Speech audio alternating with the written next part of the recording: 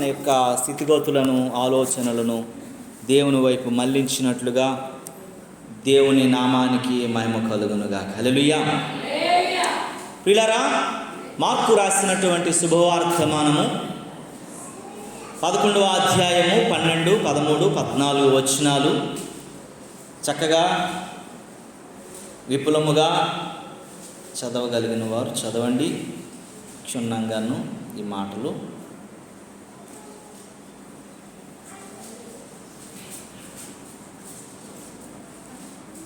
పదకొండవ అధ్యాయము 12, 13, 14 వచనాలు. మరునాడు వారు బేతనియ నుండి వెళ్ళుచుండగా ఆయన ఆకలిగొని ఆకులు గల ఒక అంజూరపు చెట్టును దూరము నుండి చూచి దాని మీద ఏమైనను దొరుకునేమో అని వచ్చాను. దాని యొద్దకు వచ్చి చూడగా ఆకులు తప్ప మరి ఏమీ కనబడలేదు. యాలయనగా అది అంజూరపు పండ్లు కాలము కాదు. అందుకైన ఇక మీదట ఎన్నటికి ఈ పండ్లు ఎవరినూ తినకుందురుగాక అని చెప్పాను. చాలు చాలు చాలు. ప్రియమైనటువంటి దేవుని బిడ్డలరా, ఈ ఆరాధనకు వచ్చినటువంటి మీ అందరికీ ప్రభువైన యేసుక్రీస్తు నామములో వందనాలు తెలియజేస్తూ, దేవుని పక్షముగా దేవుని యొక్క మాటలు నా ద్వారా పలికించడానికి నిలవబెట్టినందుకు ఆయనకి కృతజ్ఞత చెల్లిస్తూ, కొన్ని మాటలు దేవుడు మనతో మాట్లాడుతుండగా మీరు నేను ఆ మాటకు లోబడి విధేయత కలిగి నేర్చుకోవడానికి ప్రయత్నిద్దాం. మార్కు రాసిన సువార్త 11వ అధ్యాయం 12, 13, 14 వచనాలలో మనం చక్కగా వాటిని ధ్యానిస్తూ ధ్యానపూర్వకంగా ఆలోచిస్తూ ఈ మాటలో ఉన్నటువంటి ఈ భావార్థాన్ని మనము గుర్తు చేసుకుంటుండగా కొన్ని విషయాలు మనకి అర్థం కానట్టుంటాయి. అర్థం చేసుకోవడానికి ప్రయత్నించాలి. మరునాడు వారు బేతనీయ నుండి వెళ్ళుచుండగా యేసు ప్రభువుకి చాలా ఆకలేసిందంట. యేసు ప్రభు వారు ఇప్పుడులాగా కారుల మీద, బైకుల మీద, సైకిళ్ళ మీద, కనీసం ఎడ్ల బండ్ల మీదో గూడు బండ్ల మీద కూడా తిరిగినటువంటి స్థితిలో ఆ రోజుల్లో లేదు. ఎక్కడికి వెళ్ళి ఎలా వెళ్ళేవారు? కాలునడకన వెళ్ళేవారు. కాలునడకన వెళ్తున్నప్పుడు ఎండ, వాన, వర్షము, చలి అన్ని రకాలైనటువంటి పరిస్థితులు గుండా నడుస్తున్నటువంటి స్థితిగతులలో యేసు ప్రభు వారికి చాలా ఆకలి. ఇప్పుడు మనకంటే మనకు ఒక ఇల్లు ఉంది, ఒక కుటుంబం ఉంది, ఒక బెడ్రూమ్ ఉంది, ఒక బాత్రూమ్ ఉంది, ఇవన్నీ ఉన్నాయి. యేసు ప్రభుకి ఏమీ లేదు. అవని అంతా ఆయనదే. అయిన స్థలమేది? అందరికీ హృదయం ఉంది, యేసుకు చోటేది అని ఒక భక్తుడు పాట పాడాడు. భూప్రపంచమంతా ఆయనదే, అయినా స్థలం లేదంట ఆయనకి. అందరికీ హృదయం ఉంది యేసుకు. నక్కలకు బొరీలుండెను, ఆకాశ పక్షులకు గూళ్ళుండెను, మనిషి కుమారుడు తలవాల్చుటకు ఒక్కింత స్థలమైనను లేదు. అందుకే పశువుల పాకలో, సక్రమంలో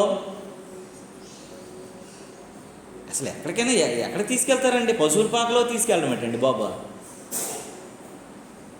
కొంచెం కూడా పరిశుభ్రత ఉండదు కదా. రొచ్చు, ఆ పెండ, పేడ అన్నిటితో నిండి కంపుగా మనం వెళ్తేనే మనకి మంచిగా అనిపించదు కదా. ఇలా దాటుకుని మన పశువులే, మనం పాలు తాగేవే, మనము రోజు వాటిని దువ్వి పామి గడ్డి పెట్టేవే, కానీ అవి పోసినటువంటి ఆ రొచ్చు రోతలో నుంచి మనం నడిచి వెళ్ళిపోతామా? అది దాటుకుంటూ వెళ్తాం. మనమైనప్పటికీ కూడా అవి పశువులు కనుక విసర్జించినటువంటి ఆ వినియోగ పదార్థాలు ఏవి కూడా మన కాళ్ళకు అంటడానికి ఇష్టపడం. ఒకవేళ వెళ్ళినా మళ్ళీ వచ్చి కాలు కడుక్కొని ఇంట్లోకి వెళ్తాం. కానీ ఇక్కడ జరిగేది ఏంటంటే, లోకరక్షకుడు, జగద్రక్షకుడు అనేటువంటి దేవాతి దేవుడు ఎక్కడండి ఆయన ప్రసవించవలసి వచ్చింది? పశువుల పాకలు. ఎందుకంటే ప్రపంచం అంత అవని అంతా ఆయనదే, అయినా స్థలం లేదంట. అందరికీ హృదయం ఉంది కానీ యేసు ప్రభు నివసించడానికి చోటు లేదు. ప్రియ దేవుని బిడ్డలారా, ఈ ఉదయకాల సమయంలో యేసు ప్రభు వారంట కాలు నాడకలతో వెళ్తుండగా యేసు ప్రభు వారికి చాలా ఆకలేసేసిందంట. ఆకలేస్తుండగా పచ్చగా మంచి ఆకులతో నిండినటువంటి ఒక అంజూరం చెట్టు కనబడింది. భలే ఉంది, చక్కగా ఉంది, పుష్కలంగా ఉంది అని చెప్పి ఆ అంజూరం చెట్టు దగ్గరికి యేసు ప్రభు వారు, తన శిష్యులు, తనతో ఉన్నటువంటి మనుషులందరూ కూడా వచ్చారట ఆకలి తీర్చుకుందామనేసి. దాన్ని చూడండి అంటున్నాడు, చూడండి, మరునాడు బేతనీయ నుండి వెళ్ళుచుండగా ఆయనకి ఆకలిగొని ఆకులు గల ఒక అంజూరపు చెట్టు. ఏముందంటే అది అంజూరపు చెట్టుకి ఫుల్గా ఆకులు ఉన్నాయి. దూరం నుండి చూచి దాని మీద ఏమైనా దొరుకునేమని వచ్చాను. దాని వద్దకు వచ్చి చూడగా ఆకులు తప్ప మరి ఏమీ కనబడలేదు. పాపం ఏదైనా ఒక పండైనా 2 పండ్లైనా దొరికితేమో ఆకలి తీర్చుకుందామేమో, దాహం తీర్చుకుందామేమో అని పరిగెత్తుకుంటూ వచ్చేసరికి ఆకులు తప్ప అక్కడ ఏమీ లేదంట. క్రిందకు అంటాడు, ఏలయనగా అది అంజూరపు పండ్లు కాలము కాదు. అంజూరపు పండ్లు కాలం కాదంట, అంజూరపు కాయలు కాసే కాలం కాదట. 14వ వచనంకి వచ్చేసరికి, అందుకు ఆయనక మీదట నువ్వు ఎన్నటికి నీ పండ్లు ఎవరినూ తినకుందురుగాక అని చెప్పించాడు. ఈ మాట నేను ధ్యానిస్తున్నప్పుడు, ఈ మాట దీర్ఘంగా ఆలోచిస్తున్నప్పుడు, ఈ మాట నా గుండెల్లో ఆ మాటను పదిలం చేసుకుంటున్నప్పుడు నాకు అనిపించింది ఒక విషయాన్ని. యేసు ప్రభువు వారు ఈ భూమి మీద శరీరధారిగా ఉన్నటువంటి దినాలలో జరిగినటువంటి ఈ విడ్డూరమైనటువంటి సంగతిని ఆలోచిస్తున్నప్పుడు నాకు ఒక రకం అనిపించింది.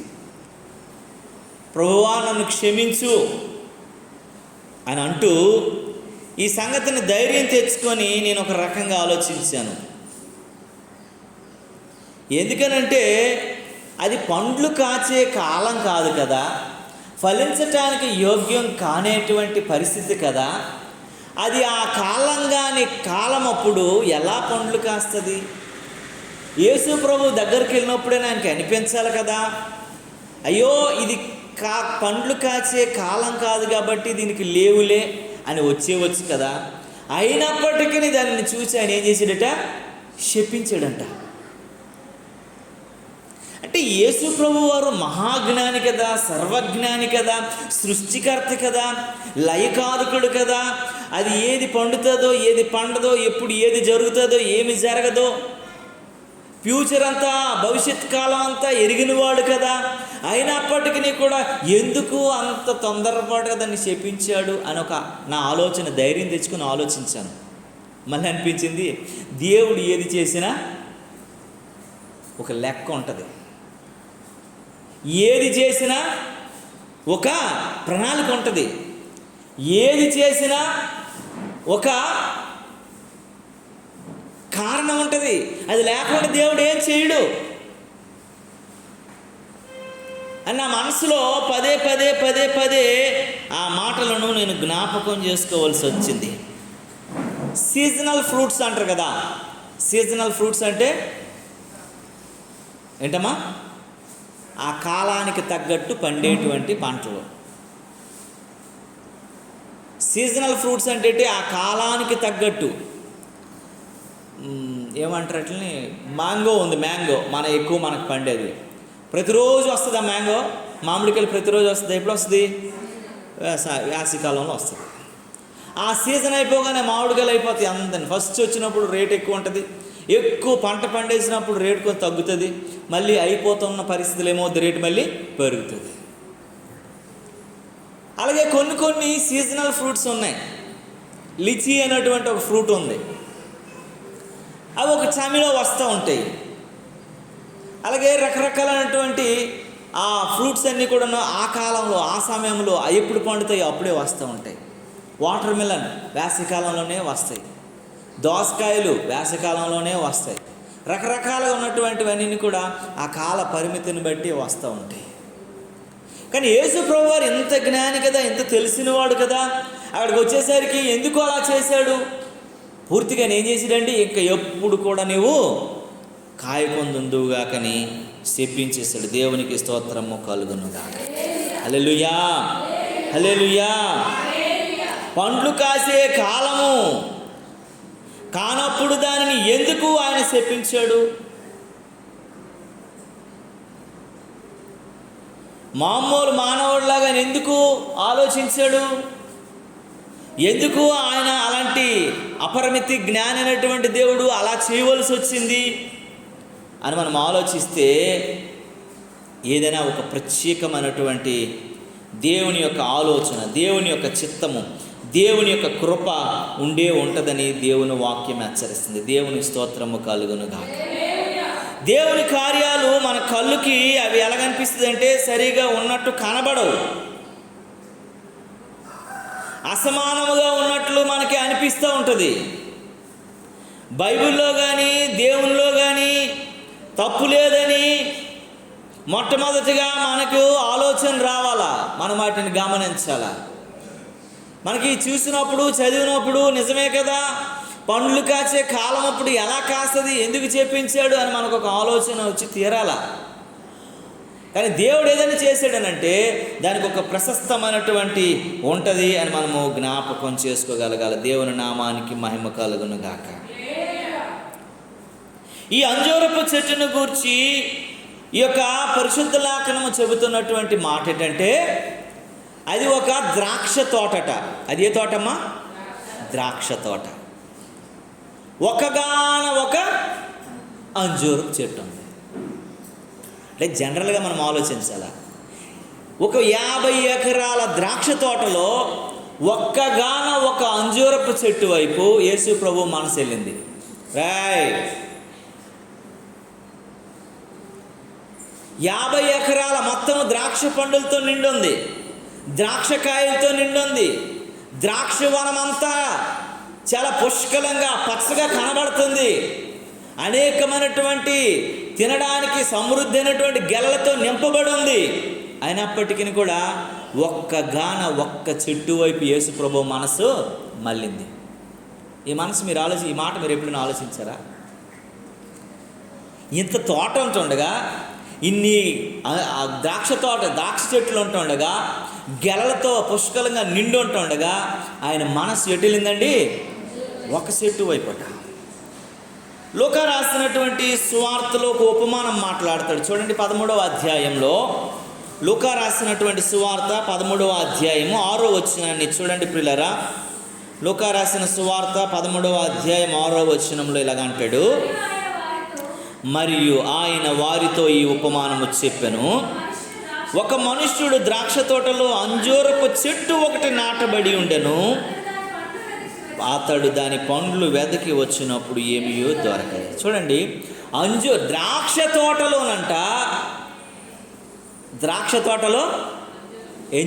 ఎన్ని చెట్లు ఉన్నాయమ్మా? అంజూరపు చెట్లు. నమ్మకం చూస్తారు, ఇక్కడ రాసి ఉంది ఏంటే, ఏముంది? ఎన్ని చెట్లు ఉన్నాయి? ఒక చెట్టు ఉంది. అందరూ చెప్పాలి, మీకు అడుగుతాను మధ్యలో ప్రశ్నలు. ఒక్క చెట్టు ఉంది కదా, ఎంత పెద్ద తోట కదా, చాలా పెద్ద వనం కదా, ద్రాక్ష వనము. అందులో దేని వైపు ఆయన మనస్సు మానలేదు, దేని వైపు ఆయన మనస్సు వెళ్ళలేదు, దేనిని దాన్ని బట్టి దాన్ని ఆకర్షితుడు కాలేదు. కానీ ఒక్క చెట్టు అయినటువంటి అంజూరపు చెట్టు వైపు ఆయన మనసు వెళ్ళింది. ఇక్కడ చూస్తే 7వ వచనం, గనుక అతడు ఇదిగో 3 ఏండ్ల నుండి ఈ అంజూరపు చెట్టు పండ్లను వెదకు వచ్చుదనుకున్నాను, కానీ ఏమీయూ దొరకలేదు. దీనిని నరికివేము, దీని వలన ఈ భూమికి ఎలా వ్యర్థమైపోవాలని ద్రాక్ష తోటమాలితో అని చెప్పి 3 ఏళ్ల నుండి వెతుకుతున్నాడంట. ఎలాంటి సమయం అప్పుడు?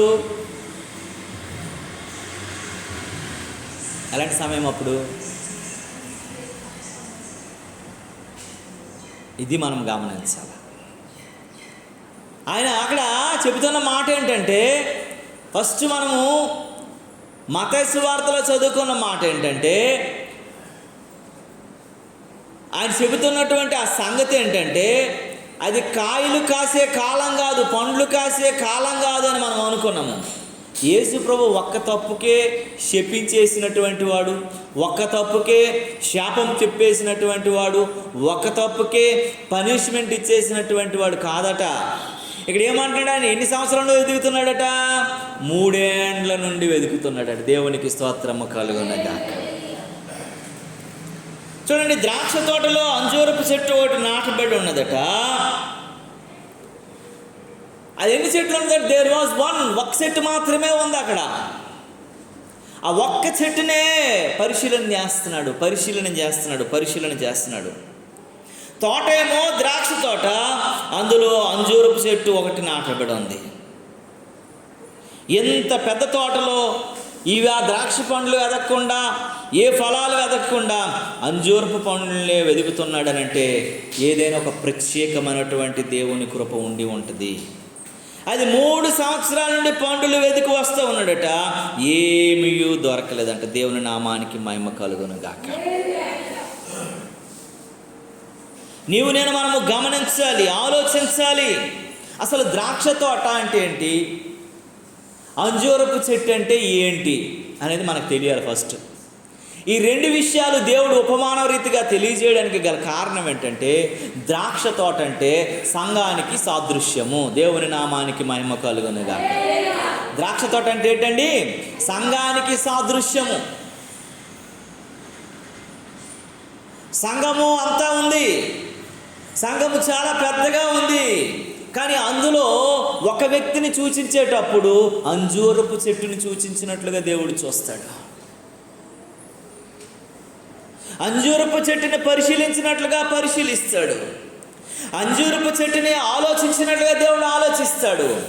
సంఘంలో అనేక మంది మనుషులు ఉన్నప్పటికీ కూడా అంజూరపు చెట్టులాగా నీవు ఉన్నావా లేదా, ఫలభరితమైన చెట్టులాగా నీవు ఉన్నావా లేదా, ఫలాలిచ్చే చెట్టులాగా నీవు ఉన్నావా లేదా, అది సమయమైన అసమయమైన, అది అనుకూల సమయమైనా అది ప్రతికూల సమయమైనా నువ్వు దేవుని సముఖములో, దేవుని సంఘములో నిలవబడగలిగినటువంటి, ఫలించగలిగినటువంటి ఆత్మ ఫలాలు 9 ఉన్నాయి కదా.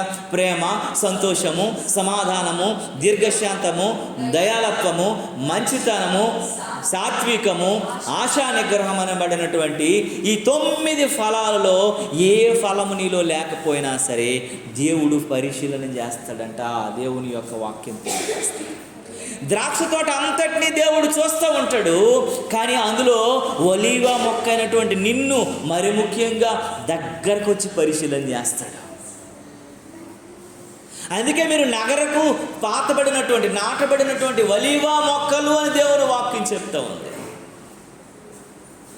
నువ్వు ఒలీవ చెట్టును ఎందుకనంటే, ఆ ఒలీవ మొక్క, ఆ అంజూరపు మొక్కగా నిన్ను ఎందుకు ఉంచాడంటే, దేవుడు ఉన్నతమైనటువంటి స్థితి కలిగిన వ్యక్తిగా, నీళ్ళు ఏ ఆత్మ ఫలాలు కలిగినటువంటి వ్యక్తిగా నువ్వు ఉన్నావో లేదో చూడాలిరా. నేను అణువణువు దేవుడు పరిశీలిస్తూ ఉంటాడు. అణువణువు నిన్ను చూస్తూ ఉంటాడు.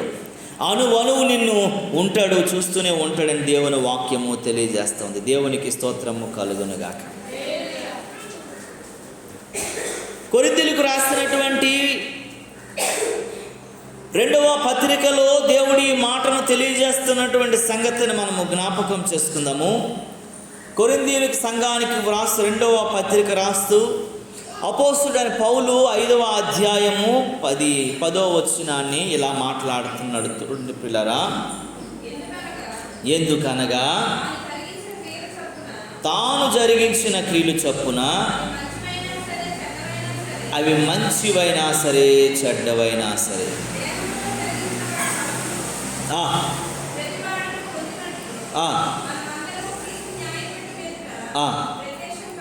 దేవునికి స్తోత్రము కలుగునుగాక. ఎందుకనగా తాను జరిగించిన క్రియలు చొప్పున అవి మంచివైనా చెడ్డవైనా దేహముతో జరిగించిన వాటి ఫలమును ప్రతివాడును దేవుని ఎదుటి చూపించాలంట. నీ నువ్వు దేహముతో జరిగించే ఫలము, నీ శరీర కార్యాలతో జరిగించే ఫలము, అది మంచిదైనా చెడ్డదైనా దేవుని న్యాయపీఠము ఎదుట అది ప్రత్యక్షత కావాల్సినటువంటి దినం ఒకటి ఉంది. అందుకే దేవుడు నిన్ను చూస్తున్నాడు, దేవుడు నిన్ను పరిశీలన చేస్తున్నాడు. నువ్వు ఫలాలు ఎలా ఉన్నాయి, నీ ఆత్మ ఫలాలు ఎలా ఉన్నాయి, పరిశుద్ధత అనేటువంటి ఫలం ఉందా, నీతి అనేటువంటి ఫలం ఉందా?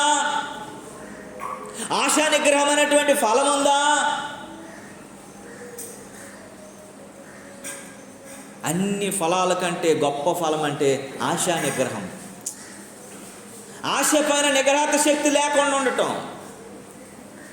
ఏ రకమైనటువంటి ఆశకి నీదో చోటు ఉండకూడదు.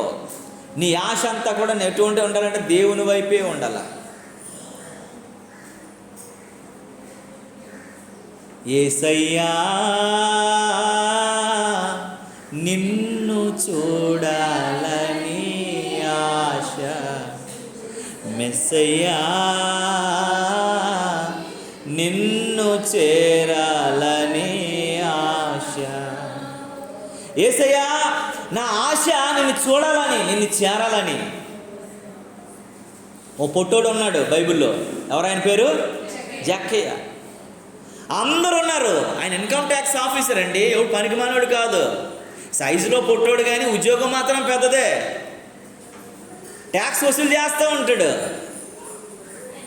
యేసుప్రభు ఒక రోజు వచ్చి అందరు చెప్పుకుంటారు, యేసుప్రభు వస్తున్నాడు, యేసుప్రభు వస్తున్నాడు, యేసుప్రభు వస్తున్నాడని.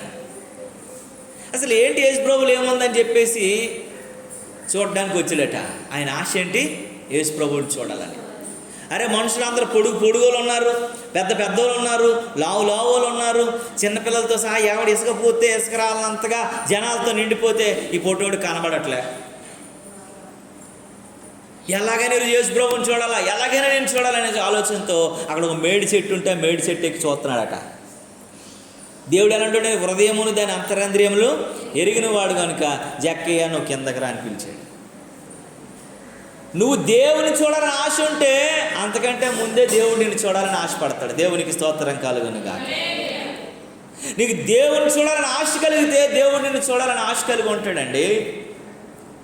నీ వాంఛను ఆయన తీరుస్తాడు, నీ ఆశను ఆయన తీరుస్తాడు, నీ దుఃఖాన్ని ఆయన మారుతాడు. ఇక్కడ అంటాడు, దేహముతో జరిగించిన వాటి ఫలము ప్రతివాడు పొందినట్లు మనందరము క్రీస్తు న్యాయపీఠము ఎదుట ప్రత్యక్షం ఒక రోజు కావాల్సిన దినం ఉంది. నీ దేహంతో మంచి అయినా చెడ్డైనా, అది దేవునికి అనుకూలమదైనా ప్రతికూలమదైనా జరిగించే ప్రతి ఫలము, నువ్వు ఎలాంటి ఫలాలు కాస్తున్నావు? చెడ్డవి ఉన్నాయి, మంచివి ఉన్నాయి. ఆత్మఫలాలు అంటే ప్రేమ, సంతోషం, సమాధానం అయితే అవి కానివే ఉన్నాయి. ఓ 15 రాసి ఉన్నాయి బైబిల్లో. ఏంటట అవి? అసూయ, కపటం, క్రోధం, అల్లరితో కూడిన ఆటపాటలు, మత్సరము, బెంకములాడు నాలుక, ఇవన్నీ చాలా 15 రాసి ఉన్నాయి. ఈ ఫలాలైనా ఆ ఫలాలైనా దేవుని న్యాయపీఠం ఎదుట నీవు నేను మనం ఒకరోజు నిలవబడతాం. అందుకే దేవుడు మనల్నట చూస్తాడు. అంజూరపు చెట్టుగా నువ్వు ఎదుగుతున్నావు. సంఘంలో అందరితో పాటు నేను ఉన్నాను, ఆటో వెనకాల రాస్తుంటారు కదా, అందరూ బాగుండాలి అందులో, ఇలాంటివన్నీ కాదు దేవుడు చూసేది. గుంపులో జరిగిపోతే నడిచిపోతే అయిపోద్ది అనేది కాదు. ఎంత ద్రాక్ష తోటలో కూడాను ఆయన దృష్టి ఒక అంజూరపు చెట్టు వైపు మాత్రమే మలుతూ ఉంది. ఆయన దృష్టి అంజూరపు చెట్టు వైపే వెళ్తూ ఉంది. ఆయన దృష్టి అంజూరపు చెట్టు వైపే. దేవుని ఎదుట, దేవుని న్యాయపీఠం ఎదుట నీవు నేను మనము ప్రత్యక్షము కాగలిగినటువంటి దినము కొరకు వెయిట్ చేసే వారం ఉండాలని దేవుని వాక్యం హెచ్చరిస్తుంది. దేవుని నామానికి మహిమ కలుగును గాక. హల్లెలూయా, హల్లెలూయా. దేవునికి లెక్క అప్పగించవలసినటువంటి సమయం వచ్చినప్పుడు నీ ఒక్కడవే దేవుని ఎదుట నిలవబడగలిగినటువంటి దినం ఉంటుంది. నువ్వు నాకు సాయం చేయు, అమ్మ అక్క నాకు సాయం చేయు, అన్న నాకు సహాయం చేయు, తమ్ముడు నాకు సాయం చేయు, చెల్లి నాకు సాయం చేయటం. ఎందుకంటే వాళ్ళ లెక్క వాళ్ళు చెప్పుకోవడానికి అని అంటారు. నా లెక్క దేవునితో నేను చెప్పుకోవడానికి నాకు సరిపోదు, ఇంకా నీ లెక్క నేనేం చెప్తాను అనేసి దేవుని ఎదుట వారు ఇదైపోతారని దేవుని వాక్యం చెప్తుంది. దేవుని నామానికి మహిమ కలుగును. కనుక నీవు నేను మనము దేవుని దగ్గర నిలవబడడానికి, దేవునికి లెక్క అప్పగించవలసినటువంటి సమయానికి రాకముందే నువ్వు దేవుని ఎదుటకు నువ్వు ఎలా ఉన్నావు అనేది నువ్వు జ్ఞాపకం చేసుకోగలగాలి. దేవునికి స్తోత్రము కలుగును.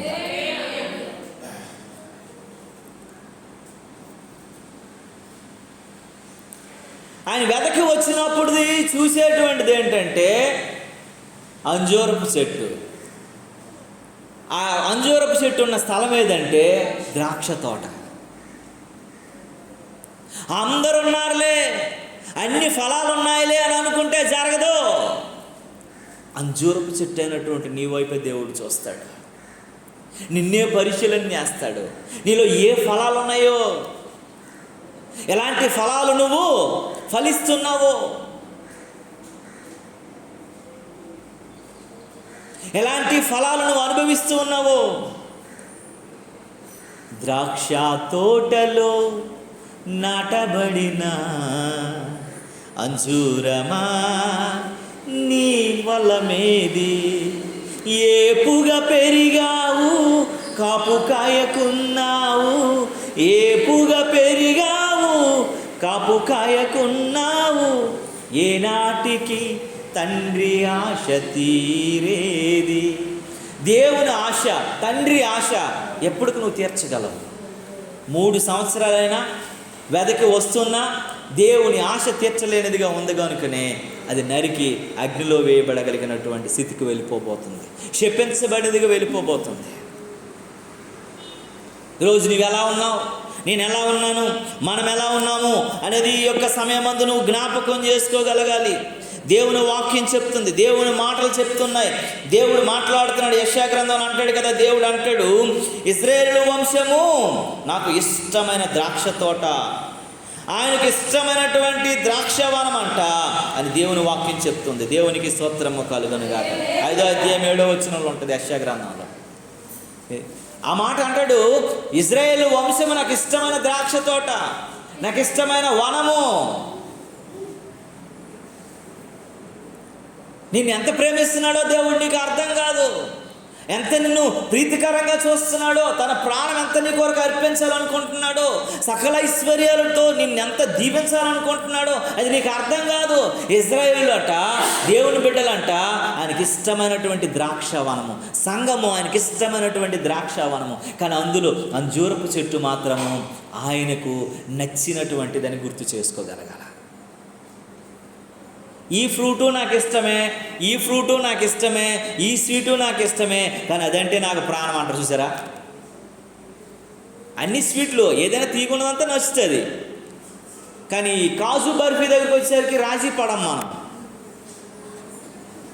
అన్ని స్వీట్లు తినేస్తాం, కాజా తింటాం, లడ్డు తింటాం, ఇంకా బాదుషా తింటాం, అన్నీ తింటాం.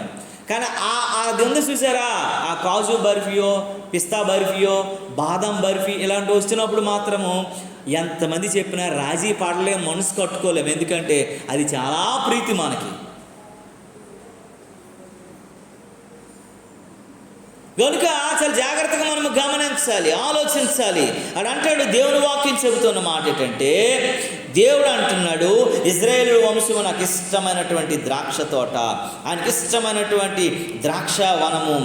కూడా మనము ఆయనకు ఇష్టమైనటువంటి వారముగా ఉన్నామా లేదా? కృపావరములతో నీవు నేను నింపబడి ఉన్నామా లేదా? దీవెనలతో, ఆశీర్వాదములతో దేవుని ఎదుట మనము చూసినప్పుడు మనము పొందుకునే వారంగా ఉన్నామా లేదా? చూడండి, మనం ఒకసారి ఆలోచించవలసినటువంటి అవసరత ఉంది. అంజూరపు చెట్టు అంటే మార్కు 11 ప్రకారం చెబుతున్నది ఏంటంటే, మనమంట నీవు నేను మనమని గుర్తు చేసుకోగలగాలి. మన ఆత్మీయ పరిశీలనలోకి వస్తే, కాలము కానప్పుడు నీవు నేను ఆయన వెదక వస్తున్నప్పుడు ఒక మాట చెప్పాలంటే, మనము ప్రభువు కొరకు ఫలించే వారంగా ఉండాలంట. కాలము కానప్పుడే, సమయం లేనప్పుడే, జరగదని అనుకునేటప్పుడే నువ్వు ఫలించి నిలవబడగలగాల. దేవుని వాక్యం చెప్తుంది, పరిశుద్ధత అనేటువంటి ఫలము నీలో ఉండాల. ఆ ఫలాన్ని నువ్వు చూపించాలి. ఎందుకంటే దేవుడు నువ్వు చూడాలంటే ఏమని చెప్తుందండి? ఆయన నువ్వు చూడాలంటే హృదయ శుద్ధి గల వారు ధన్యులు, వారు దేవుణ్ణి చూస్తారు. హృదయం శుద్ధిగా లేదనుకోండి, నువ్వు దేవుని చూడలేవు. నువ్వు శుద్ధీకరించబడకపోతే దేవుని చూడలేవు. నువ్వు ఆత్మచేత నింపబడకపోతే దేవుని చూడలేవు. దేవుని చూడగలిగినటువంటి కన్నులు కలిగిన వారంగా మనం ఉండాలని దేవుని వాక్యం హెచ్చరిస్తుంది. అందుకే అంటాడు, రోమీయులకు రాసిన పత్రికలో పౌలు భక్తుడు చెబుతున్నటువంటి ఒక మాట మనం గుర్తు చేసుకుంటే చూడండి, ఈ మాట 7వ అధ్యాయంలో ఈ మాట ఇలాగ అంటాడు పౌలు భక్తుడు. రోమేలుకు రాసినటువంటి పత్రిక 7వ అధ్యాయం 18వ వచనంలో ఏం మాట అంటాడంటే, నా యందు అనగా నా శరీరమంతు మంచిది ఏదియు నివసింపదని నేను ఎరుగుదును, మేలైనది చేయవలనని కోరిక నాకు కలుగుచున్నది కానీ దాని చేయుటకు నాకు. అపోస్తలుడైన పౌలు అంటున్న మాట చూడండి, నా యందు అనగా నా శరీరమందు మంచిది ఏది కూడా నివసింపదు. మంచి ఫలాలు మనలో ఉండడానికి ఇష్టం ఉండదు. దేవునికి యోగ్యకరంగా మనం ఉండాలంటే ఉండడానికి ఇష్టం ఉండదు. చెడు మన మీద చాలా ప్రభావం చూపిస్తుంది, ఎఫెక్ట్ చూపిస్తుంది. కానీ మంచి మనలో కొంతకాలం కొంతసేపు ఉండి అంతలో మాయమైపోయిన ఆవిరిలాగా అయిపోతూ ఉంటుంది. పౌలు భక్తుడు అంటాడు, నా యందు అనగా నా శరీరం అందు మంచిది ఏది నివసించదని నేను ఎరుగుదు, నాకు తెలుసు. అందుకే దేవుడు అంటున్నాడండి, నిన్ను ప్రత్యేకంగా చూడడానికి, పరిశీలించి చూడడానికి, పరిశోధించి చూడడానికి, నువ్వు ఎలాంటి ఫలాలు ఫలిస్తున్నావు, ఎలాంటి ఫలాలు నువ్వు అందిస్తున్నావు, ఎలాంటి ఫలాలు కలిగినటువంటి వ్యక్తిగా నువ్వు ఉన్నావు అనడానికి. అంత ద్రాక్ష తోట ఉన్న ఒక్క చెట్టు అయినటువంటి అంజూరపు వైపే తన మనస్సు మళ్ళింది. దేవునికి స్తోత్రం కలుగునుగా. సంఘము ఈ ప్రపంచంలో సార్వత్రిక సంఘం ఎంత పెద్దదైనప్పటికీ కూడా విశ్వాసి అయినటువంటి నిన్నే దేవుడు ఏం చేస్తున్నాడండి? పరిశీలన చేస్తున్నాడు, పరిశోధిస్తున్నాడు. ఆయనకు యోగ్యకరంగా నువ్వు ఉన్నావా లేదా, ఆయనకి ఇష్టకరంగా నువ్వు ఉన్నావా లేదా, ఆయనకు నచ్చిన ఫలాలు నువ్వు ఫలిస్తున్నావా లేదా. చెడు బీజాలు నీలో ఉన్నాయేమో, చేదైన వేరులు నీలో ఉన్నాయేమో, అపకీర్తి తేగలిగినటువంటి మనస్సు మాట నీలో ఉందేమో, దేవుని చిత్తానికి నువ్వు వ్యతిరేకంగా పనిచేస్తున్నావేమో అని దేవుడు పదే పదే పదే మనల్ని పరిశీలన చేస్తాడు. మేలనేది చేయవలనని కోరిక నాకు కలుగుతున్నది. మంచి చేయాలనే, మంచిగా జీవించాలనే, పరిశుద్ధంగా బ్రతకాలనే, పాపానికి దూరంగా ఉండాలనే, ద్వేషానికి దూరంగా ఉండాలనే, అపరిశుద్ధతకు దూరంగా ఉండాలనే, లోకాశలకు దూరంగా ఉండాలనే నాకు అనిపిస్తుంది. కానీ దానిని చేయుట నాకు ఏమవట్లేదటండి, కలుగట్టు చెయ్యాలనిపిస్తుంది కానీ చేయలేకపోతున్నాను. ఏదో నన్ను లాగేస్తుంది. బైబిల్ తీస్తాం, చదవాలనుకుంటాం, 10 అధ్యాయాలు ఈరోజు జరగని సరే ఒక అధ్యాయమైనా గట్టిగా చదవాలనుకుంటాం. ఫోన్లో టింగిన మెసేజ్ వస్తుంది. హైదరాబాదులో ఒక హత్య అని వస్తుంది. ఏం జరిగింది? ఇంక బైబిల్ టక్మని మూసి హైదరాబాద్లో హత్యట. అక్క నీకు తెలిసి హైదరాబాద్లో ఉన్నావు, చెల్లి నీకు తెలిసి హైదరాబాద్లో ఉన్నావు, పిన్ని నీకు తెలిసి ఇంకా మన ఫోన్లన్నీ అక్కడికి వెళ్ళిపోతాయి. మనం డైవర్ట్ అయిపోతాం. వచ్చిన వాళ్ళందరికీ చెప్తాం హైదరాబాద్లో ఇలా జరిగిందట, 19 మందితో ఒక బస్సు గుద్దేసిందంట, 25 మందితో ఒక బస్సును ఒక టిప్పర్ గుద్దుకొని అట. ఇవన్నీ ఇంకా పక్కన దేవుని వాక్యం పక్కకి వెళ్ళిపోతుంది. నీకు చేయాలనిపిస్తుంది, కోరుకుంది, కానీ నువ్వు చేయడానికి అవకాశం ఇవ్వట్లే. దేవుని బిడ్డ నువ్వు జ్ఞాపకం చేసుకోవాలి, ఆలోచించాలి. నీవు మంచిది చేయాలని శరీరంలో ఉన్నప్పటికీ కూడా పాపం అనేటువంటి నియమం అంట మరణానికి నేను తీసుకెళ్ళిపోవడానికి సిద్ధమైపోతుంది. అందుకే గలతీలకు రాసిన పత్రికలో అపోస్తలుడైన పౌలు గలతీ సంఘానికి చెప్తాడు, 5వ అధ్యాయం 17వ వచనంలో అంటాడు, ఈ మాటలు ధ్యానిస్తున్నప్పుడు నా మనస్సు అయితే చాలా, ప్రభువా నిజమే ప్రభు అన్నీ చేయాలనిపిస్తుంది, కానీ ఎక్కడో ఎక్కడో ఎక్కడో నాయన చేయలేని వారుగా ఉన్నాం. శరీరము ఆత్మ శరీరమునకు విరోధముగా అపేక్షించను, ఇవి ఒకదానికొకటి వ్యతిరేకముగా ఉన్నవి గనుకనే మీరేమియు చేయుతురో వాటిని చేయుకుందురు.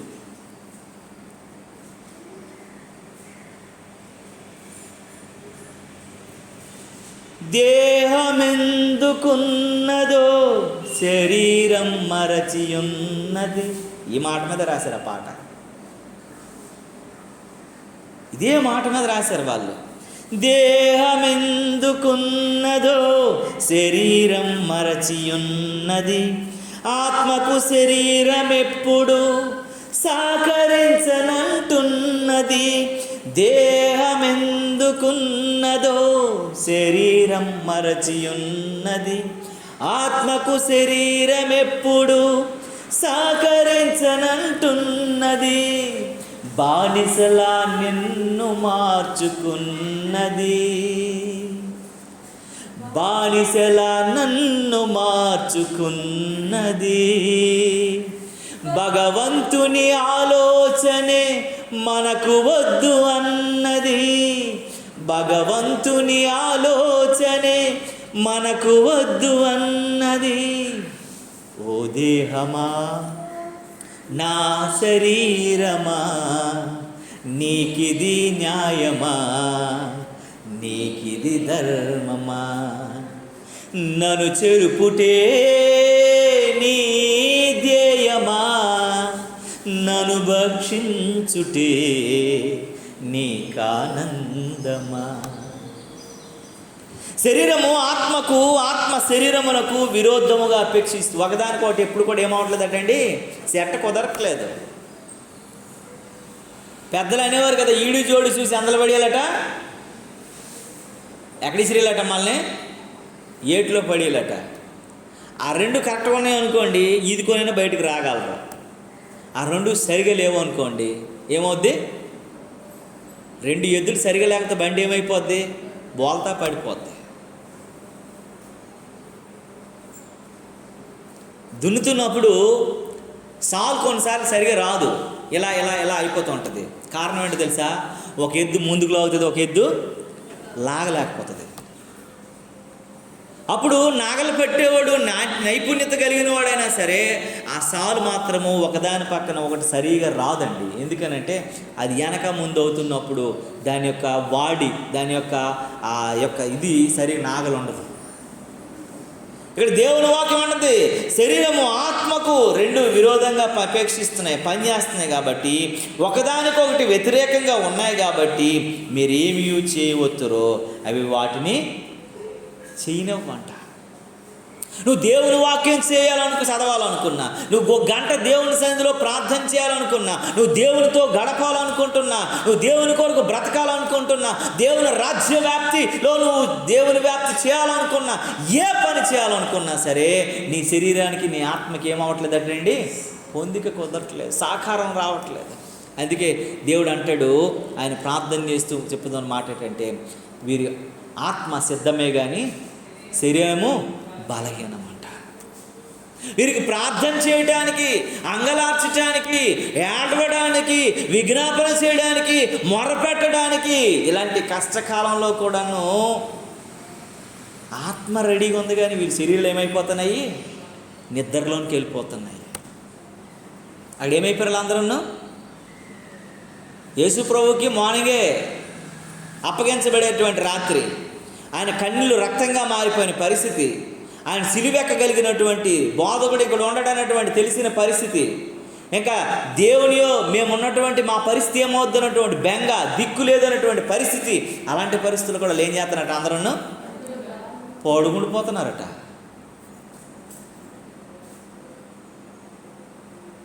నన్ను పెంచి పోషించి లేవనెత్తి నన్ను నిలవబెట్టగలిగిన వ్యక్తి రేపు ఉండడం అని తెలిసిన తర్వాత కూడా నేను పడుకుని పోతానంటే నేను నా భక్తి ఏ స్థితిలో ఉంది, నా స్థితి ఏ స్థితిలో ఉంది, నా పరిస్థితి ఏ స్థితిలో ఉంది? అందుకే ఆత్మ సిద్ధమే కానీ శరీరం బలహీనం. ఆత్మకి శరీరానికి సెట్ అవ్వట్లేదండి. అందుకే హృదయ శుద్ధి గల వారు ధన్యులు, వారు దేవుని చూస్తారు. ఎందుకు అలా చెప్తున్నాడు? హృదయం అన్నిటికంటే మోసకరమైనది, అది ఘోరమైన వ్యాధి. దాన్ని గ్రహించగలిగిన వాడు ఆయన తప్ప ఎవడూ లేడు. ఈ కేంద్ర బిందువు అనబడినటువంటి హృదయంలో నుండే చెడులు, విభేదాలు, కక్షలు, క్రోధాలు, విమతములు, మత్తతలు, అల్లరితో కూడిన నాటపాట్లు, ఇది లోతైనటువంటి. ఇక్కడికి ఒక ఆయన పని చేయడానికి వచ్చేవాడు. ఆ పని చేయకపోతే మీకు తెలిసి అందరికీ రమణ అనేసి ఒక అతను ఏది ఒక అతను ఏది చెప్పిపోతే వీడు లోతుగుండు పారాపురం అండి అని అన్నాడు ఆయన. నేనేది చెప్తాను అనుకోనండి, నేను లోతుగుండు పారాపురం అన్న వేటి రమణ అని అంటే ఆయన అన్నాడు, సార్ మా ఊర్లో ఏమంటారంటే ఏది చెప్పకుండా వాడు మనసులో దాచుకునేవాడిని లోతుకుండి పారాపురం అని అంటారు అన్నాడు. ఆడు ఏం చెప్పడంట, ఆడు హృదయంలో మింగుకుంటాడు, ఆడు హృదయంలో దాచుకుంటాడు. ఎందుకనంటే దేవుని వాక్యం చెప్తుంది హృదయానికి మనసుకి ఆత్మకి ఎప్పుడు కూడా ఏమవట్లేదటండి, పొందిక కుదరట్లేదు. ఆ రెండింటిని మమేకపరచాల, ఐక్యపరచగలిగిన వ్యక్తులుగా ఉండగలగాల. ఆ హృదయంలో చెడును తొలగించగలగాల.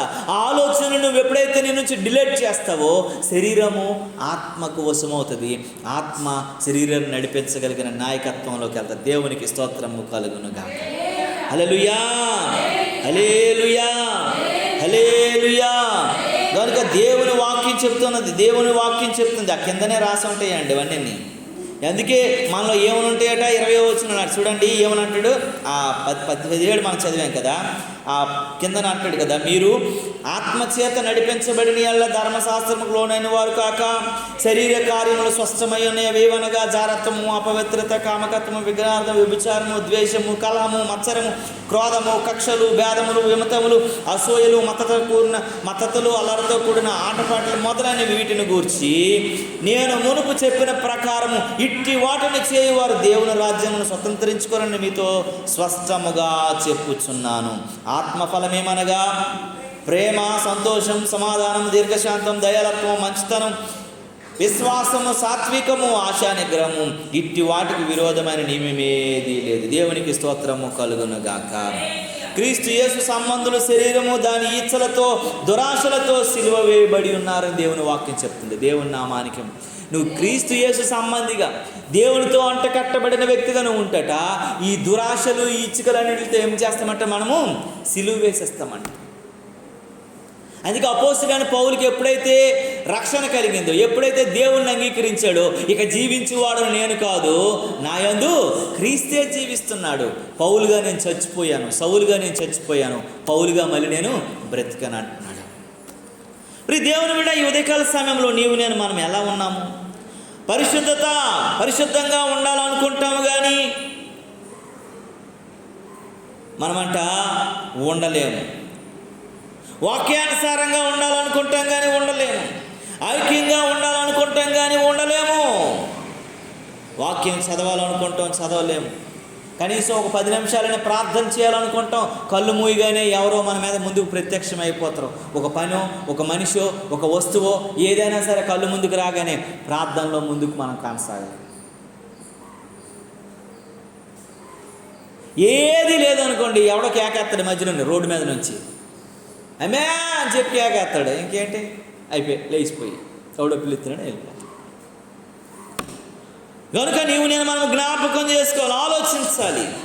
పేతురు భక్తుడు అంటాడు, 2వ పత్రికలో, పేతురు రాసిన 2వ పత్రికలో ఒక మాట అంటాడు, మంచి మాట అండి. 2వ అధ్యాయంలో చూడండి, 2వ అధ్యాయము 14వ వచనాన్ని కానీ 15వ వచనాన్ని చూడండి. పేతురు 2వ పత్రిక 2వ అధ్యాయం, 2వ పత్రిక 2వ అధ్యాయం అమ్మ చూడండి, 14వ వచనాన్ని చదవండి.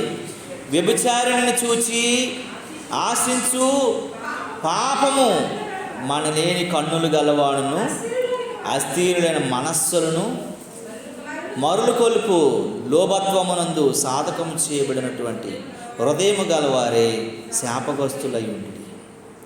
ఇక్కడ చూడండి అంటాడు, ఇది ఈ మాట ఏమని చెప్తుందనంటే, ఈ మాటలో ఉన్నటువంటి పాపము మానలేని కన్నులు గలవారని చెప్తాడు. అదేముందమ్మా, పాపము మానలేని కన్నులు గలవారట. ఈ విషయాన్ని జాగ్రత్తగా ఆలోచించాలా, మనసు పెట్టి ఆలోచించాలా. మన కన్నులు ప్రతిదాన్ని ఆకర్షించడానికి ఏంటంటే ఫస్ట్ పనిచేసేవి కన్నులు. ఓ భక్తుడు పాట పాడాడు, నిన్ను చూచిన కన్నులతో ఈ లోకమందు నేను ఎవరినైనా చూడగలనా అని అంటాడు. నిన్ను చూసే కన్నులతో ఈ లోకమందు మనుషులు నేను ఎవరినైనా చూడగలను అంటాడు. ఇంకొక భక్తుడు ఏమన్నాడు తెలుసా, యోబు అంటాడు, నా కన్నులతో నేను నిబంధన చేసుకున్నాను, ఈ లోకంలో ఉన్నది కానీ లోకంలో ఉన్న వాటిని కానీ నేను ఎలా చూడగలను అంటాడు ఆయన. ఎందుకంటే ప్రతిదానికి ఫస్ట్ కన్నులే పడతాయి. ఈ షర్ట్ బాగుందంటే ఏమో మన కళ్ళు కదా నచ్చుతాయండి. కళ్ళు చూడగానే ఆ కలర్కి మనం అట్రాక్ట్ అయిపోతాం, ఆ ఆకర్షణీయమైనటువంటి దానికి మనం అట్రాక్ట్ అయిపోతాం. కనుక అంటున్నాడు, పాపము మానలేని కన్నులు గలవారు. ఈ మాట చాలా జాగ్రత్తగా మనం ఆలోచించాలంట. పాపము మానలేని కన్నులు గలవారు. ఈ భూలోకంలో జీవితకాలం అంతా ఆధ్యాత్మిక అంజూరపు పండ్లు కాలం కాదు. కొన్నిసార్లు ప్రతికూలమైన పరిస్థితులు, కొన్నిసార్లు కష్టకాలమైనటువంటి పరిస్థితులు, కొన్నిసార్లు ఆటంక సమయమైనటువంటి పరిస్థితులు, కొన్నిసార్లు వ్యతిరేకమైనటువంటి పరిస్థితులు మన ముందు ఉంటాయి. అనుకూలతలు తక్కువ, ప్రతికూలతలు ఎక్కువ వస్తున్న పరిస్థితులు వస్తాయి. అలాంటి పరిస్థితుల్లో కూడా నీవు నేను మనం నిలవబడవలసిన వారమే ఉండాలని దేవుని వాక్యము మనకి ఉదయకాల సమయంలో హెచ్చరిస్తూ ఉంది. ఉదయకాల సమయంలో దేవుడు మాట్లాడుతున్నటువంటి సంగతులను మనము జ్ఞాపకం చేసుకోవాలి. దేవుడు చెబుతున్నటువంటి మాటలను మనం మనసు పెట్టి ఆలోచించాలి. దేవుడు తెలియజేస్తున్నటువంటి వాటిని బట్టి మనము జ్ఞాపకం చేసుకోవాలి. క్రైస్తవ జీవితంలో భక్తి సాధన అనేది చాలా అవసరము. పండ్లు కాలము కానప్పుడు కూడా నువ్వు ఫలించగలిగే వ్యక్తిగా ఉండాలంట. అది అసాధారణమైనదే కూడా నువ్వు సుసాధ్యం చేయగలగాల. కొన్ని పరిస్థితులు మన మీద ఏలుబడి చేస్తాయి. కొన్ని పరిస్థితులు మన మీద ఏం చేస్తాయండి? ఏలుబడి చేస్తాయి. ఆ పరిస్థితులు కూడా మనం వెళ్తున్నప్పుడు దానిని ఎలా అధిగమించాలో, ఎలాగ చెయ్యాలో, ఎలా ఉండాలో మనం గుర్తు చేసుకోవాలి. ఎలా వాటిని అధిగమించాలో మనము గుర్తెరిగే వారం ఉండాలి. అందుకే అంటాడు చూడండి ఒక మాట, నిరీక్షణకు ఆధారం లేనప్పుడు కూడాను నువ్వు నిరీక్షణ కలిగి నువ్వు నమ్మే వ్యక్తిగా ఉండాలంట. రోమిలికి రాసిన పత్రికలో ఈ మాట 4వ అధ్యాయంలో చెప్తుంది. 4వ అధ్యాయము 18వ వచనంలో అంటాడు, నిరీక్షణకు ఆధారం లేనప్పుడు. ఇక్కడ చూడండి, కొన్ని పరిస్థితులు, కొన్ని స్థితిగతులు మనకు అనుకూలంగా ఉండనప్పుడు కూడా మన విశ్వాసాన్ని మనం వ్యక్తపరచాలంట. మనం నమ్మిక అబ్రహాము గురించి ఇక్కడ రాస్తున్నాడు అండి అపోస్తలుడైన పౌలు రోమా సంఘానికి. ఏమని రాస్తున్నాడు? నీ సంతానము ఇలాగ ఉండునని చెప్పిన దానిని బట్టి అనేక జనులకును తండ్రి వగునట్లు నిరీక్షణకు ఆధారము లేనప్పుడు కూడా అతడు నిరీక్షణకి. అబ్రహాము చూడండి, దేవుడు ఏం చెప్పాడటమ్మా? 100 సంవత్సరాలు వచ్చిందండి అబ్రహాం గారికి. 100 నువ్వు బోల్డ్ అని పిల్లలు కనేస్తావు అంటే ఎలా ఉంటుంది? ఎలా ఉంటుందండి? ఏం మాట్లాడుతున్నారండి బాబా? డాక్టర్ చెప్పినా సరే మనకి ఎలాగనిపిస్తుంది? 100 సంవత్సరాలు ఆయనకి. 1 సంవత్సరం 30 40 కాదు, కనీసం 50 కాదు, 100 సంవత్సరాలు. ఆవిడికి 90 సంవత్సరాలు. దేవుడు చెప్తున్నాడు చల్లగా, వాళ్ళు యవ్వనంలో ఉన్నప్పుడు, బలంలో ఉన్నప్పుడు, శక్తితో ఉన్నప్పుడు, పిల్లలు లేరన్నటువంటి బాధలు ఉన్నప్పుడు, గొడ్డోలు ఉన్నటువంటి ఒక ముద్ర వేసుకునేటప్పుడు ఏం మాట్లాడకుండా దేవుడు 100 సంవత్సరాలు వచ్చి 90 సంవత్సరాలు వచ్చినప్పుడు చల్లగా ఏం చెప్తున్నాడు తెలుసా? అబ్రహామా, నువ్వు అనేక జనాలకు తండ్రి అయిపోతావు, బోల్డ్ అని పిల్లలు కనేస్తావు, బోల్డ్ అంత సంతానం అయిపోద్దాం అన్నప్పుడు అబ్రహాంకి దేవుడని ముందున్నాడని నవ్వు రాలేదు, కానీ శారమ్మకు మాత్రం బోల్డ్ అంత నవ్వు వచ్చేస్తుంది. పక్కనకి వెళ్ళిపోయి తలుపు పక్కకి వెళ్ళిపోయి పక్క నవ్వుతుంది. ఏం మాట్లాడుతుంది ప్రభు? ముసలోళ్ళతో ఏంటి బాధ? ఇప్పుడు ఏం కనగలం? ఆ కిందకి చెప్తా అంటాడు చూడండి, అక్కడ ఏమంటుంది చూడండి. అక్కడ ఒకసారి, నిరీక్షణకు ఆధారం లేనప్పుడు కూడా అతను నిరీక్షణ కలిగి నమ్మెను, మరియు అతడు విశ్వాసమందు బలహీనుడు కాక రమారమి. ఎన్ని సంవత్సరాల ఆయనకి? 100 ఏండ్ల గలవాడు, 100 సంవత్సరాలు కలిగిన వాడు. అప్పటికి తన శరీరము మృతతుల్యమైపోయింది. శరీరంలో ఉన్నటువంటి పటోత్యం అంతా చచ్చిపోయిందంట ఆయనకి. ఆయన ఇంకే సాగు కాదు, కాటికి కాళ్ళు కూటికి చేతులు అన్న పరిస్థితిలో ఉన్నాడు. మృతతుల్యమైపోయినటువంటి పరిస్థితిలో ఉన్నాడు. 100 ఏళ్ళ కలిగినటువంటి మనిషి అంటున్నాడు, శారా గర్భమును మృతతుల్యం. ఆమె గర్భాశయం కూడా పాడైపోయింది. అది కూడా కనడానికి, బిడ్డను కనేటువంటి యోగ్యతలో లేని పరిస్థితి. అయినప్పటికీ ఆలోచించను కానీ అవిశ్వాసము వలన దేవుని వాగ్దానము గూర్చి సందేహింపక. చూడండి, వాళ్ళట అవిశ్వాసం ఎక్కడా రాలేదు, సందేహం ఎక్కడ. మనకు అన్ని ప్రశ్నలే. జరుగుతుందా? దేవుడు దీవిస్తాడా? దేవుడు చేస్తాడా? దేవుడు అలా జరిగిస్తాడా? ఎందుకో సాతాను గాడిని బుర్ర మీద పెట్టుకొని మోస్తా ఉంటాం మనము. ఆడు దూరంగా ఉండాలనుకుంటాడు, ఆడు ఎక్కడో ఉండాలనుకుంటాడు, అసలు అందులో వేలు పెట్టాలనుకోడు. కానీ మనమే ఆడిని కోరుండి ఆహ్వానించి ఆడికి ఒక మంచి పీట కుర్చీ వేసి కూర్చుని పెట్టి మరీ సహాలు తీసుకుంటాం మనం. ఏమంటమా? 100 సంవత్సరాలు అప్పుడు మృతతుల్యం అయిపోయినప్పుడు, బలహీనమైపోయినప్పుడు, బలము లేని సమయంలో చెబుతున్న మాట ఏంటంటే, అవిశ్వాసము వలన దేవుని వాగ్దానమును గురించి సందేహింప. ఎక్కడ అవిశ్వాసం రాలేదట అల్లోనట. దేవుని వాగ్దాన విషయంలో ఎక్కడ సందేహించలేదంట. జరుగుతుంది, దేవుడు చెప్పాడంటే. 100 కాదు 200 సంవత్సరాలు అన్నప్పుడు జరుగుతుంది, లేదా పక్కన 0 చుట్టి 1000 సంవత్సరాలు అన్నప్పుడైనా దేవుడు చేయగలడు. ఆయన సమర్థుడు, ఆయనకు అసాధ్యమైనది ఏం లేదని, అన్ని సమస్తము సాధ్యమని చెప్పి విశ్వాసంతో నిలబడ్డాడు. ఎవరండి? అది అనుకూలమా ప్రతికూలమా ఆయన జీవితము? కనడానికి అనుకూలమా ప్రతికూలమైనదా? ఫలించడానికి అనుకూలమా ప్రతికూలమా? కానీ ఆయన విశ్వాసము ప్రతికూలంలో లేదు, అనుకూలంలో ఉంది. పండ్లు కాసే కాలం కాదు కాబట్టి నేను పండ్లు కాయను అనడానికి లేదట అంజూరపు చెట్టులాగా. ఆ కాలం కాదు కదా. ఎలా చూస్తావు ప్రభువా? ఎలా అడుగుతావు ప్రభువా? ఎలా పరిశీలన చేస్తావు ప్రభువా? వర్షాకాలంలో యాసీకాలంలో కాసే పండ్ల చెట్టు దగ్గర నువ్వు వెలగొచ్చేస్తావు ప్రభువా అనడానికి లేదట. విశ్వాసము ద్వారా నీకు విశ్వాసం ఉంటే అప్పుడు కూడా దేవుడు పండ్లు కాయించగలడు.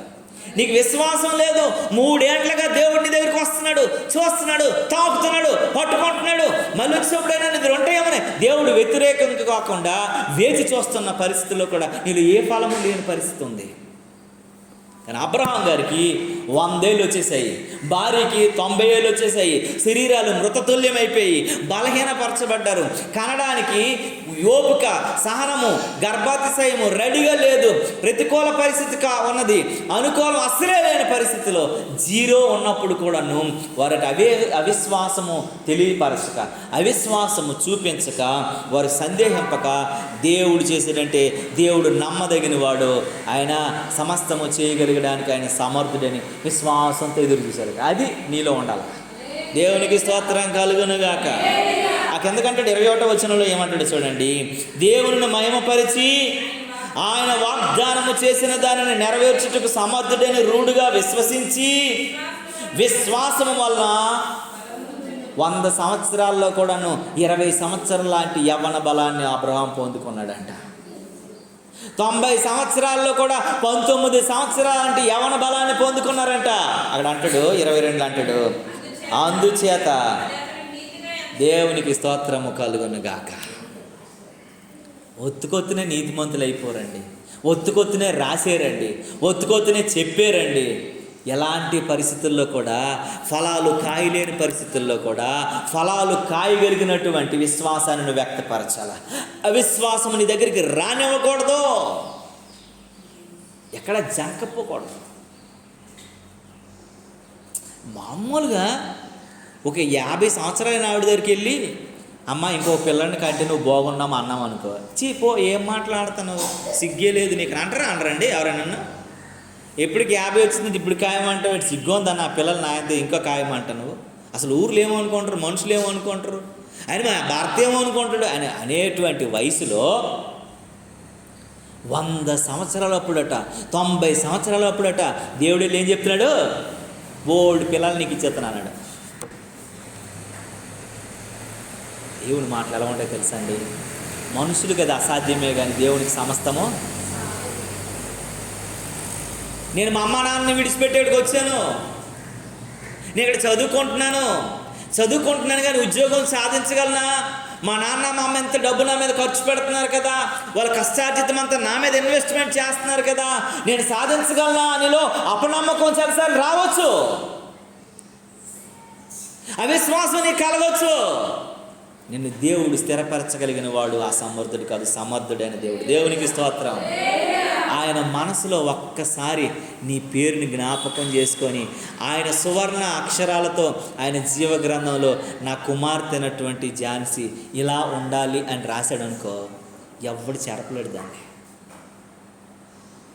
నీ క్రియలు, నీ ఫలాలు, నీ ప్రవర్తన బట్టి ఆయనే చెరిపితే చెరపాలే తప్ప ఎవడికి అధికారం లేదండి.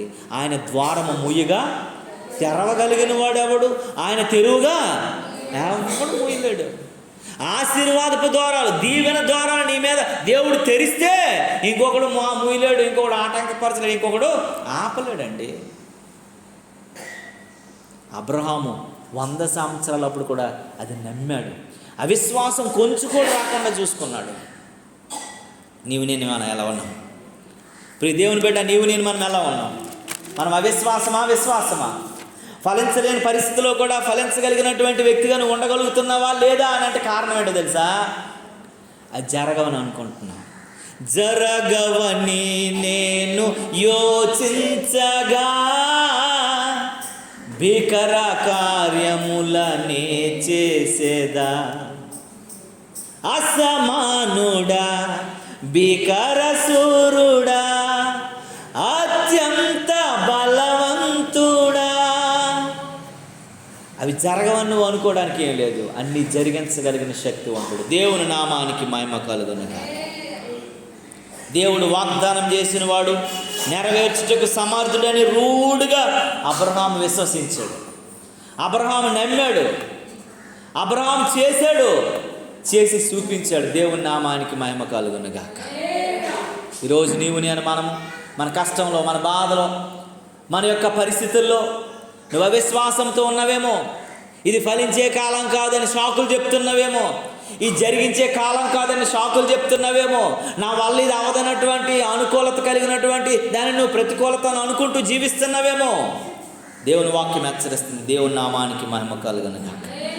అపోస్తలుల కార్యగ్రంథంలో ఒక మాట ఉంటుంది చూడండి ప్రియులారా. దేవుడు త్వరగా మనం ముగించుకుందాం. అపోస్తలుల కార్యములు 16వ అధ్యాయము చూడండి ప్రియులారా.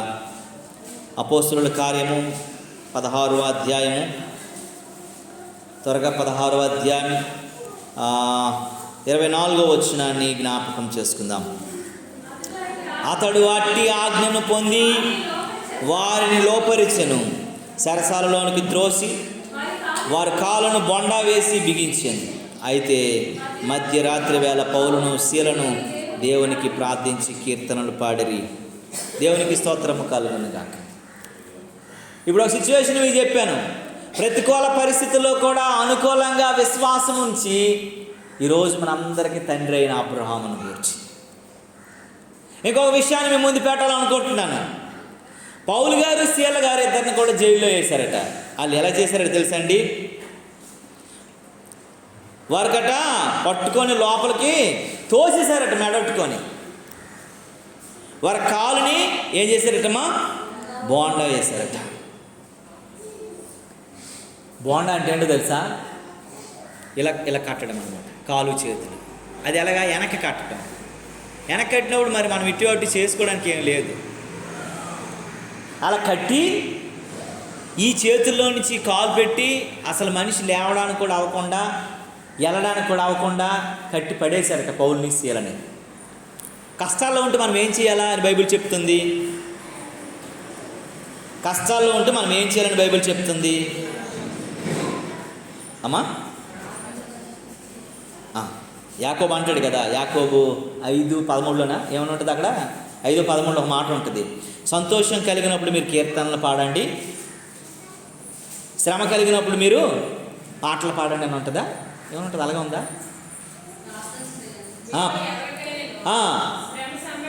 శ్రమ సంభవిస్తే అతను ప్రార్థన చేయాలట కదా. మరి ఇక్కడ వీళ్ళు ఏం చేస్తున్నారట? వీళ్ళకి లోపలికి మెడట్టుకొని నెట్టేశారు, వీళ్ళని తోసేశారు. వీళ్ళు కాళ్ళకి ఏం చేశారు? గట్టిగా ఇనప సంఖ్యలు వేస్తారు. వీళ్ళు చేస్తున్నది మధ్యరాత్రి వేళ జరుగుతుంది. ప్రార్థన చేస్తున్నారా?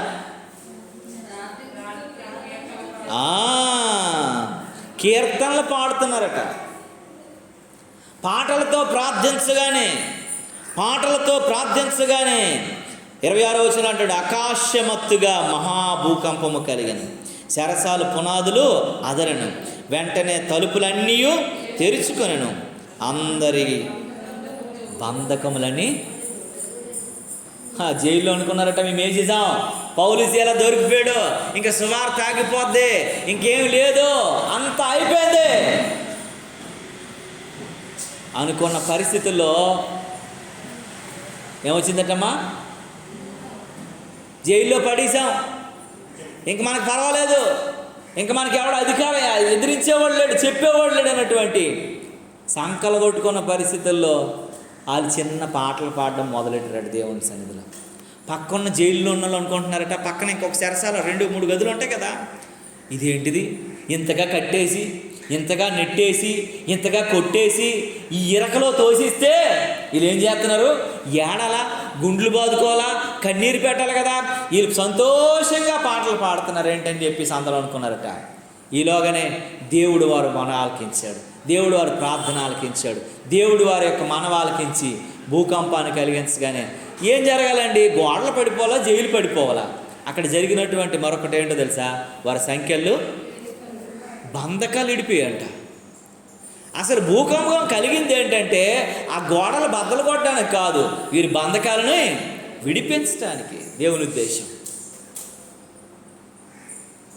ప్రతికూల పరిస్థితుల్లో కూడా అనుకూలంగా జీవించటం, కష్టకాలంలో కూడా దేవుణ్ణి ఆరాధించటం, కష్టకాలంలో కూడా దేవుని వైపు చూడడం. మా పని అయిపోయింది, మా పరిస్థితులు అయిపోయి, మా స్థితిగతులు అయిపోయి, ఇంక మేము మగ్గటమే ఈ జైల్లో అనుకోలేదండి, విచారపడలేదండి, అక్కడ కూడా దేవుణ్ణి ఆరాధించడం మొదలుపెట్టారు. ఓ చిన్న కష్టం రాగానే, ఇంక నీ కాలు ఆడదనే పరిస్థితి వచ్చేసరికి, ఇంక నీ చెయ్యి ఆడదనే పరిస్థితి వచ్చేసరికి, ఇక ఎటెల్లలో తోచని స్థితి వచ్చేసరికి భయపడక దిగులు పడక మన యేసయ్య ఉన్నాడు, నిన్ను విడిపించగలిగిన సమర్థుడు. ఆ కష్టంలో నుంచి, ఆ బాధలో నుంచి, అనారోగ్యంలో నుంచి, ఆ దుఃఖంలో నుంచి, ఆ అప్పుల బాధ నుంచి, ప్రతి దాని నుంచి ప్రత్యుత్తరం ఇవ్వగలిగినటువంటి వాడు, పరిష్కారం చూపించగలిగిన వాడు. దేవునికి స్తోత్రం కలుగును. ప్రతికూలమైనటువంటి పరిస్థితుల మధ్య కూడా, ప్రతికూలమైనటువంటి సమయంలో కూడా అనుకూలపరచగలిగిన వాడు మన దేవుడు. దేవుని నామానికి మహిమ కలుగునుగా. ఈ దేవుని బిడ్డ, నీవు నీ విశ్వాసం ఎలా ఉంది, నేను నా విశ్వాసం ఎలా ఉంది, మనము మన విశ్వాసం ఎలా ఉందో మనల్ని మనము గుర్తు చేసుకోవలసిన వారమై ఉన్నామని దేవుని వాక్యం చెప్తుంది. భక్తుడైనటువంటి యోబు అంటాడు ఒక మాట, 1వ అధ్యాయంలో అంటాడు. ఆ మాట చదివినప్పుడు నాకు అనిపించింది, ప్రభువా ఇలాంటి విశ్వాసం నాకు ఇవ్వండి ప్రభువా, ఇలాంటి విశ్వాసం నాకు అనుగ్రహించు ప్రభువా, ఇలాంటి విశ్వాసం నాకు దయచేయి ప్రభువా అని ప్రభు సన్నిధిలో నేను అనేక మార్లు ప్రభు సన్నిధిలో వేడుకున్నాను. ఇక్కడ అంటాడు 1వ అధ్యాయంలో 19వ వచనంలో ఏమని మాట్లాడుతాడంటే, గొప్ప సుడిగాలి అరణ్య మార్గము గుండా వచ్చి తన ఇంటి 4 మూలలను కొట్టగా, దేవునికి స్తోత్రం కలుగును గాక. యోబంట గొర్రెలు పోయాయి, మేకలు పోయాయి, ఆస్తి పోయింది, అంతస్తు పోయింది, ధనం పోయింది, అన్నీ పోయాయి, ఇంకా ఏమీ లేని పరిస్థితి వచ్చేసాడు యోబు. తన భార్య, తనకు కలిగిన తన పిల్లలు, నా పిల్లలు, నేను, నా భార్య ఏదో రకంగా బతికేస్తాంలే ప్రభువా నీ కృప ఉంచు అని ప్రార్థన చేసుకోలేదండి. ఇంతలోనే ఇంకా ప్రార్థన చేసుకుందాం అనుకునేసరికి గొప్ప సుడిగాలు వచ్చిందంట, అరణ్య మార్గముగా వచ్చిందంట. ఆ ఇంటి 4 మూలల కొట్టగానే ఆ గోడలన్నీ యవనస్తుల మీద పడగానే ఆ యవనస్తులు ఏమైపోయారటండి, చచ్చిపోయారట.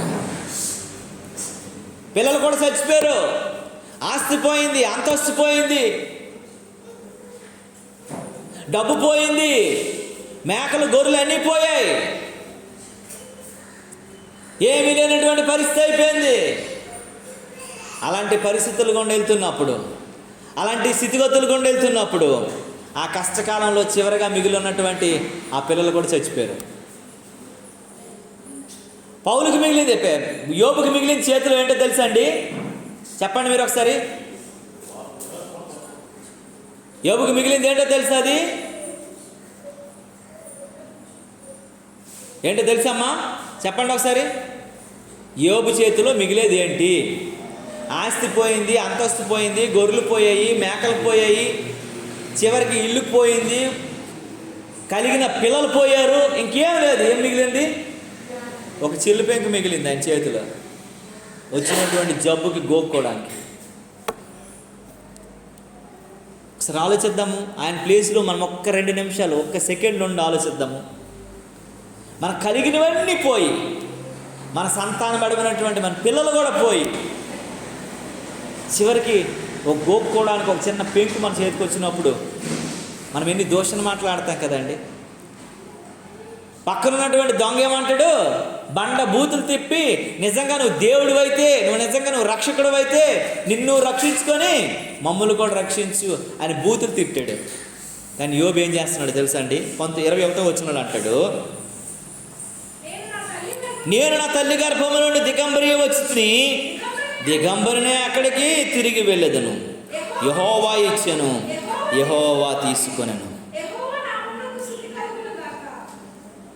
యెహోవా ఇచ్చెను, యెహోవా తీసుకొనెను.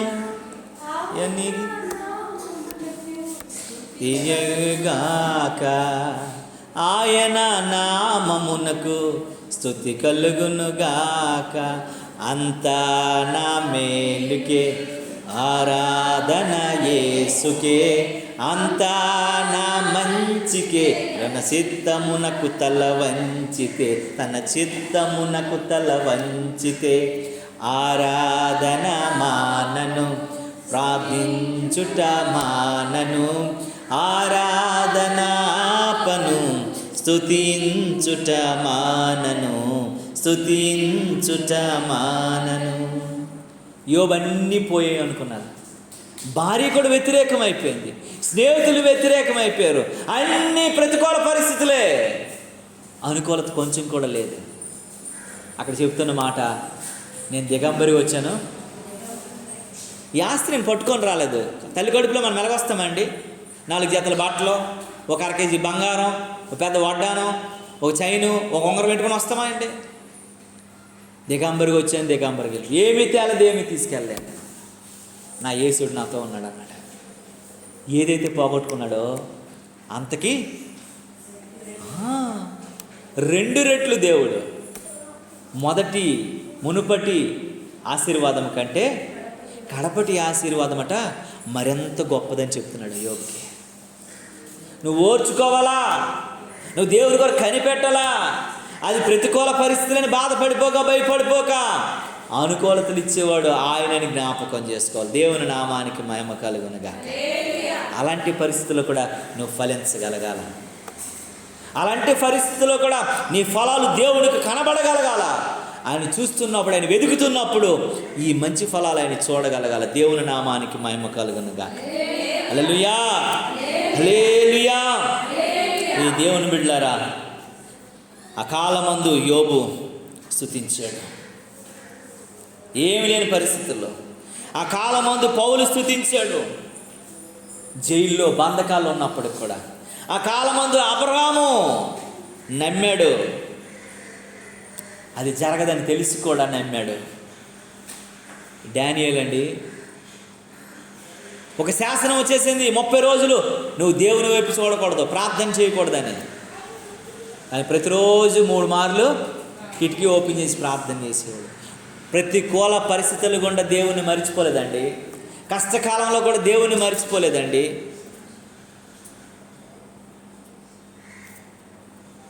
ఏ కష్టం లేనప్పుడు కనీసం ఒక 10 నిమిషాలు కూడా ప్రార్థన చేయలేని వారంగా మనం ఉన్నాం.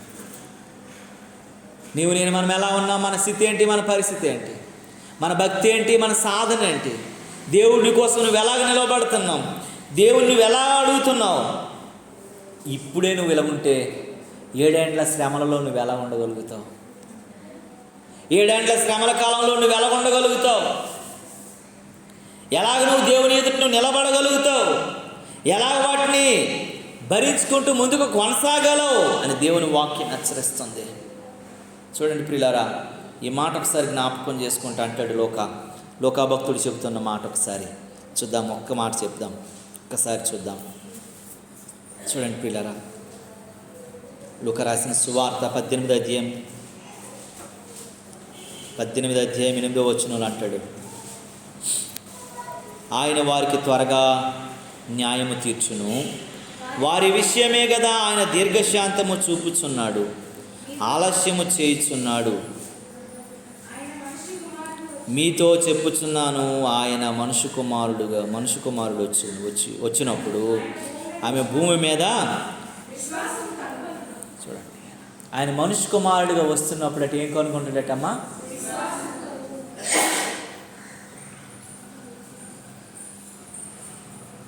ఆయన వస్తున్నప్పుడు ఒక ఉన్నతమైనటువంటి నీలో ఒక బహుమానం ఉండాలి. That is called faith. ఆ విశ్వాసాన్ని దేవుడు చూస్తాడట. నీలో ఎంత విశ్వాసం ఉంది? విత్తనము విరగకపోతే ఫలించిన, కష్టాలు రాకపోతే నువ్వు ఫలించాలంటే విత్తనం ఏమేవాలంటే భూమిలో అది కుళ్ళిపోవాలా. విత్తనం ఎన్ని రోజులు ఉన్నది?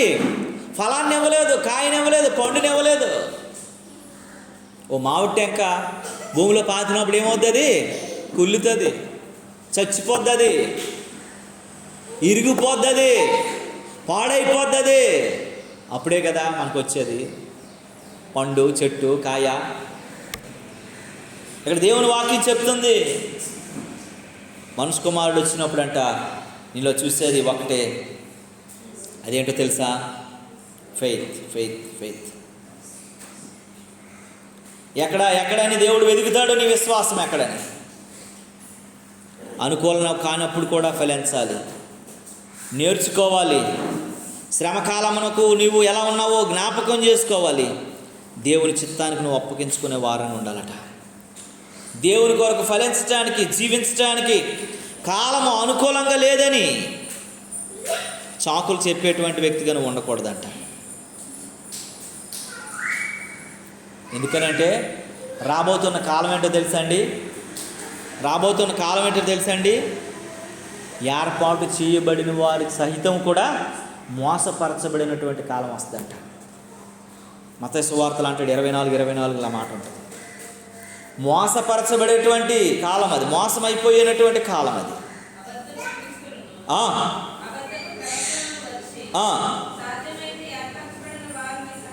చూడండి, సైతాను గడు ఎలాగ రెచ్చిపోతాడంటే ఏర్పరచబడినటువంటి మన కొరకు, దేవుని కృప కొరకు ఉన్న మన కొరకు, దేవుని చిత్తంలో ఉన్న మన కొరకు కూడా దేవునితో అంటుకట్టబడిన మనల్ని కూడా పాడు చేసేటువంటి కాలం రాబోతుంది. పక్కతోకు మళ్లించబడే కాలం రాబోతుంది. అవిశ్వాసములో మనల్ని దిగజార్చే కాలం రాబోతుంది. దుష్టుల ఆలోచనలోకి వెళ్ళిపోయే కాలం రాబోతుంది. కనుక నీవు నేను ప్రతికూల పరిస్థితులైనా సరే మనము ఫలించే వారంగా ఉండాలని దేవుని వాక్యం హెచ్చరిస్తుంది. నీవు నేను మనం ఎలా ఉన్నాం? మన స్థితి ఏంటి? మన పరిస్థితి ఏంటి? దానియేలు ఫలించాడు ప్రతికూల పరిస్థితుల్లో, అబ్రహాం ఫలించాడు ప్రతికూల పరిస్థితుల్లో, పౌలు చేల ఫలించారు ప్రతికూల పరిస్థితుల్లో. ఇంకెవరి కొరకు చెప్పుకున్నాం మనము? యోబు ఫలించాడు ప్రతికూల పరిస్థితుల్లో. మరి నువ్వు ప్రతికూల పరిస్థితి వచ్చినప్పుడు, దేవుడు నీ వైపు చూస్తున్నప్పుడు, ఆకలిగా నీ వైపు చూస్తున్నప్పుడు, నా బిడ్డ, నా కుమార్తె ఆశదేర నేను చూస్తున్నప్పుడు, నా కుమారుడా అని దేవుడు నీ వైపు ఆయన కన్నులు తెరుస్తున్నప్పుడు నువ్వు ఫలించే వ్యక్తిగా ఉన్నావా? లేదు నేను ప్రతికూలంలో ఉన్నానని షాకులు చెప్తున్నావేమో, నేను అనుకూలంలో లేదని షాకులు చెప్తున్నావేటో. అలాంటి పరిస్థితులు రాకముందే దేవుని కొరకు ఫలించడానికి సిద్ధపడదాం. ప్రార్థన చేసుకుందాం. అయ్యా, నన్ను జ్ఞాపకం చేసుకోవా? అయ్యా, నీ కృప నాపై ఉంచవా? అయ్యా, నీ చిత్తం నాపై ఉంచవా? అయ్యా, నువ్వు నచ్చినట్లుగా నేను బ్రతక